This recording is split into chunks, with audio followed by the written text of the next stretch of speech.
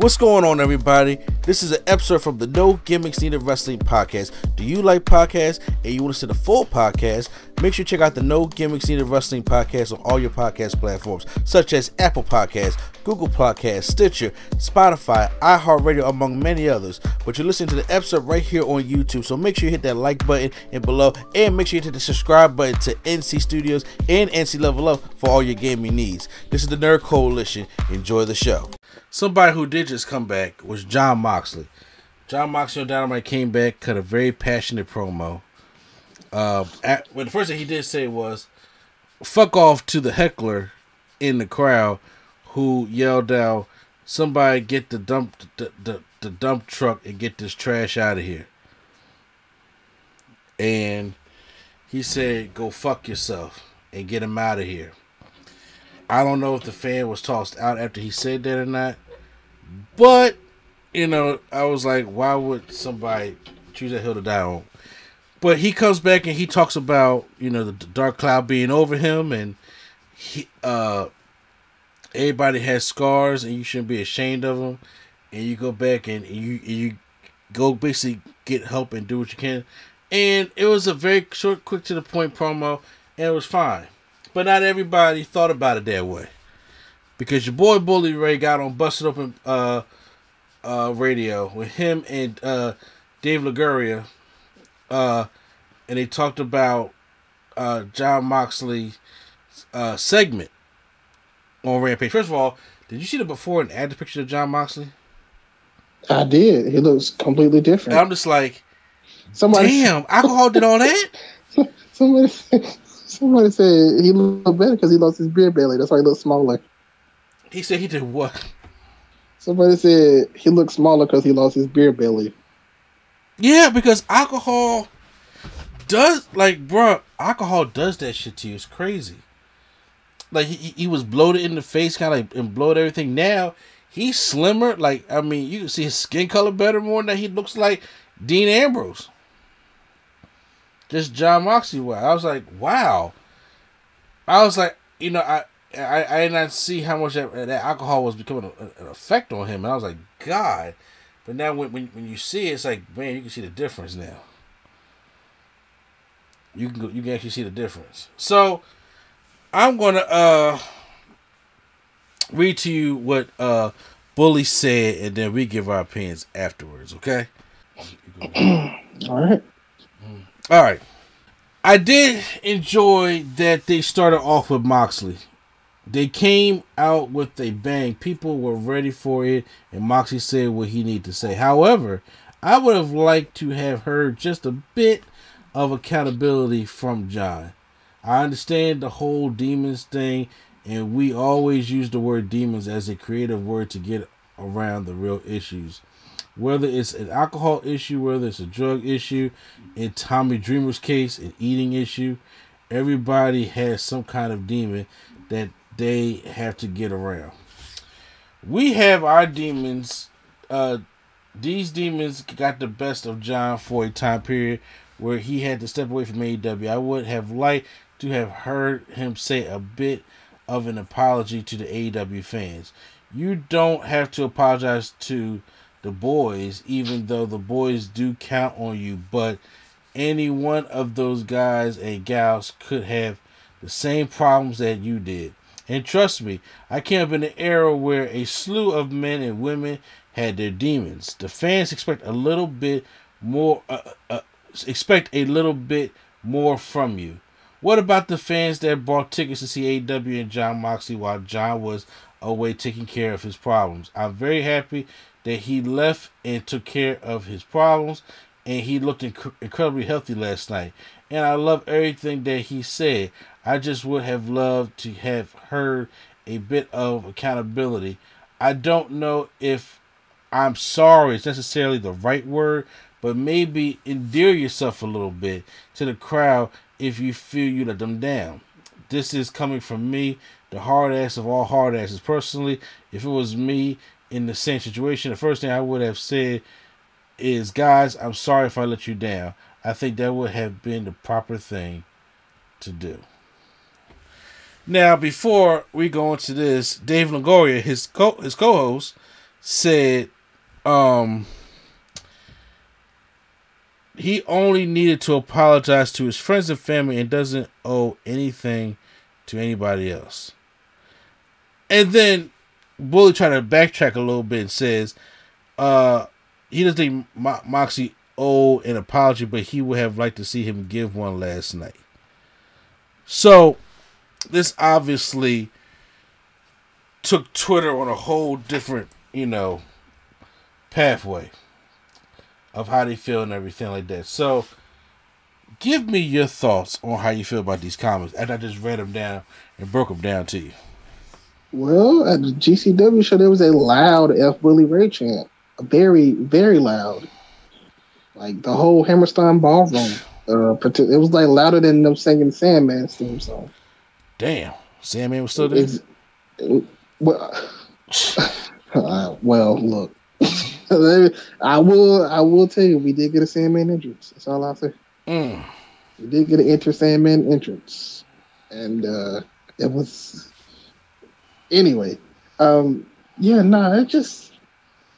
Bully's been hit or miss lately. Very hit or miss lately. And mostly miss, but his misses are like almost heelish in real life.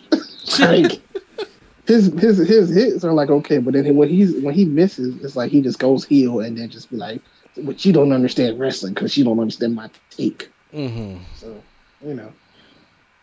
he seems like he gets defensive about people, and this was just like everybody was trashing. Like he was trending on Twitter because everybody was trashing him. Yeah. So I don't think Moxley owes nobody anything, but I mean, look, I understand because here's the thing. I understand you are not a confrontational kind of guy, right?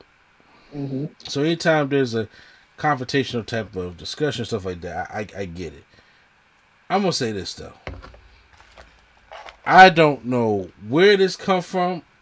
Hit dog will holler mentality, but Moxley does not owe anybody an apology. Except his wife. His kid, who probably don't understand, she's still young. The family, the close friends, that's the people that he probably talked to and probably apologized to Tony Khan, did all that stuff like that. Who gives a fuck about these fans? Because first of all, the fans, they act like they give a fuck about you, but they probably really don't. And he don't have to come out there and say, you know what, man, I'm sorry. Because, see, what Bully trying to say is like, look, if I bought a ticket to see you and you don't show up, hold accountability for that. I'm like, well, the accountability was he wanted to go get help. Now, this is different from like a Lakers game or something. Where like, when you want to see LeBron, this is way different from that because they got way more people that everybody want to see to where Jon Moxley can take some time off. He can do what he gotta do. It's like, so is Kenny Omega supposed to apologize for having a messed up body and need surgery? Was Hangman supposed to apologize for having a baby? Because first of all, he talk about. So I want to see you take a little bit of accountability. Here's the thing: accountability. He was in the middle of the whole tournament for the World Championship Eliminator. Now, imagine if he was selfish enough to say, you know what? I'm just going to go ahead with the program, knowing he's probably supposed to win, probably going to the match with Hangman Page, beat him, but then he was in the storyline to beat up all the Dark Order, and then probably lose the Hangman Page, whatever the case may be. Now, imagine if he stayed in that storyline and him being intoxicated like Road Warrior Animal was back during SummerSlam. Like, imagine it gets to that point where he ends up hurting somebody and hurting himself. What good does that do? It doesn't do anything. So how do I take accountability for that? I remove myself from a tournament. I remove myself from the middle of a storyline that I know that it is going to favor me to go get me some help.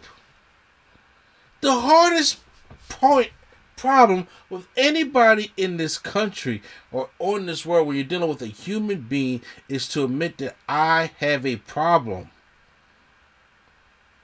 Nobody wants to admit when they're wrong. I'm telling you, as humans, we are built to protect the body. And part of that, whether it's mind, whether it's emotionally, physically, spiritually, socially, it doesn't matter. However it is supposed to protect the body, it will. And that means we as humans, men or women, are naturally defensive.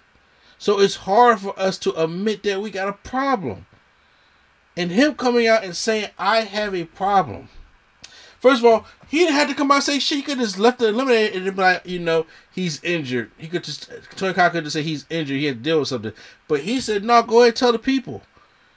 At least they could, that was his way of saying, I'm sorry. And he didn't have to do that. He didn't have to tell us where he was going at all. But he definitely didn't. He did not. He didn't have to tell us where he was going now. He could have easily said, yo, Tony, TK, tell them I'm injured. Because it's something personal going on right now. And instead of, because people could judge you and all different kinds of things. And, and social media is a toxic place. And he could just be like, I don't need all that in my life right now. Just tell them I'm going to get help for this problem, but I'm injured. And what would TK have done? He would have easily said that. But no, he said, hey, I have this problem.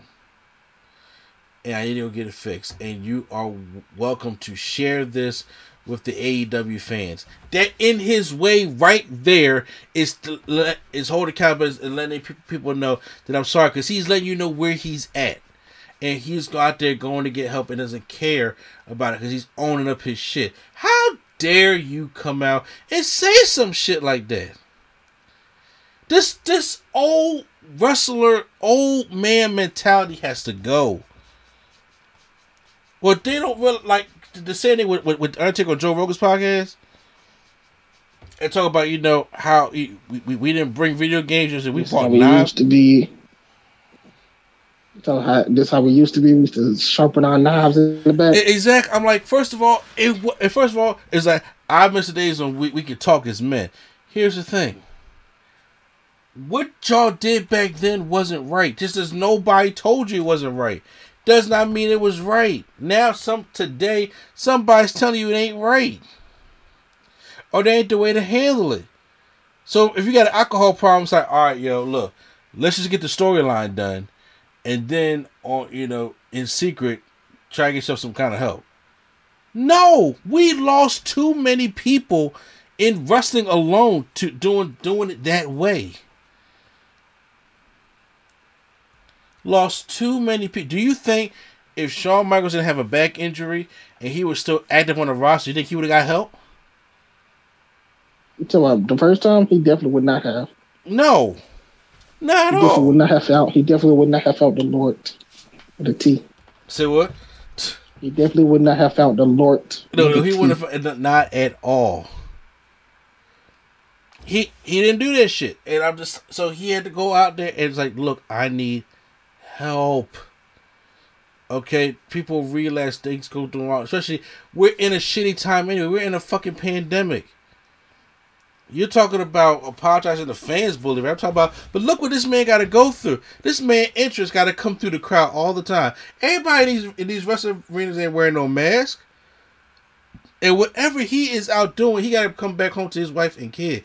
Trust me, that is one of the most paranoid things that I have to do as a parent. It's like I'm out there traveling the world, trying to work, trying to make money to put food on the family's table. But I'm still bringing in all kinds of germs from everywhere, and it freaks me out. Because my daughter's not protected. My daughter is older than his, and my daughter's only 2 years old. That stuff is scary. It's so much stuff. And once again, you're a professional wrestler, man. That shit hurts. all these bumps and all these special kind of matches that Moxley has to take, that shit ain't fun, man. So you will resort to some kind of a painkiller or addiction, and you go to a depressant, which is alcohol. And for him to be like, yo, man, this is getting out of hand, and I have a family, I gotta get myself clean, and he looks even better right now than he did just last year. And all you want is why? Because your feelings is hurt. Why? Because as a wrestling fan, you probably really want to see Bryan Danielson versus Jon Moxley. Why? As a wrestling fan, you probably really want to see Adam Page go up against Jon Moxley. Who didn't? Who didn't? But that's what it is. I'd rather that man get help. Say what?